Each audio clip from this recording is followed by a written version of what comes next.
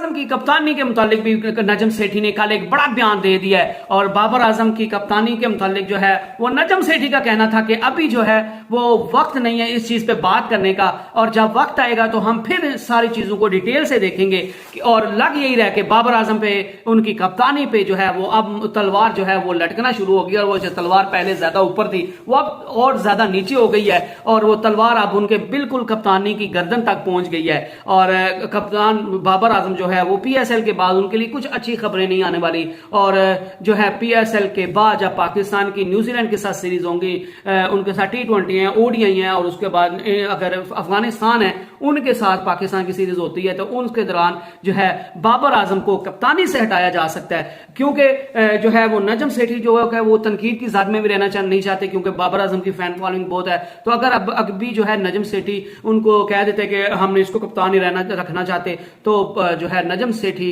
तनकीद की ज़द में आ जाते। तो नजम सेठी अभी भी किसी भी कंट्रोवर्सी में नहीं आना चाहते, और उन्होंने कहा था कि जब इसका मुनासिब वक्त आएगा तो हम उस वक्त इस पर बात करेंगे। लेकिन मैं आपको ये जराए की कंफर्म खबर बता दूं कि बाबर आजम जो हैं वो आपको फ्यूचर पाकिस्तानी कैप्टन दिखाई नहीं देंगे, और कम अज कम T20 और जो टेस्ट है उसमें तो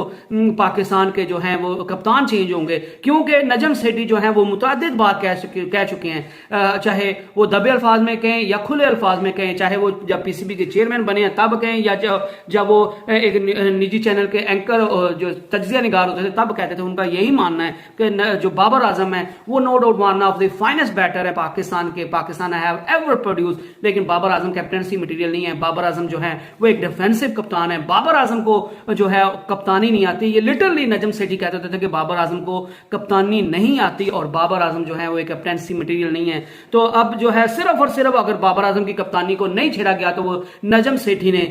तनकीद से बचने की वजह से बाबर आजम की कप्तानी को नहीं छेड़ा, क्योंकि उनको पता है कि जो ही वो बाबर आजम की कप्तानी को छेड़ेंगे तो शदीद तनकीद उनकी ज़द में आ जाएंगे। तो इस वजह से अब कोई पाकिस्तान की क्रिकेट भी नहीं है, इंटरनेशनल पाकिस्तान की कोई कमिटमेंट भी नहीं है, तो इस वजह से उन्होंने इस चीज पे कोई फैसला करने से गुरेज किया, कोई भी बात करने से गुरेज की है। और जो ही पाकिस्तान की कोई कमिटमेंट्स होंगी तो आप देखिएगा बाबर आजम की कप्तानी रहते हुए नजर नहीं आ रही, और नजम सेठी जो है वो कभी भी जो है वो बाबर आजम की कप्तानी की हक में नहीं रहे। और शकील शेख जो इनके राइट हैंड और हारून रशीद जो इनके लेफ्ट हैंड समझे जाते हैं, तो वो भी बाबर आजम की कप्तानी के फैन नहीं है, और वो भी बाबर आजम को हटाना चाहते हैं। तो अगर नजम सेठी रहते हैं तब तक ये भी पहली बात है कि अगर नजम सेठी रहते हैं तो बाबर आजम की कम अज कम T20 और टेस्ट में तो कप्तानी जाएगी, मे भी ओडीआई में जो है वो वर्ल्ड कप तक इनके साथ कंटिन्यू कर लिया जाए, लेकिन T20 और टेस्ट की कप्तानी बाबर आजम के हाथों में से कंफर्म खबर है कि वो जाती हुई दिखा दे रही है, और इसका बाकायदा ऐलान किया जाएगा,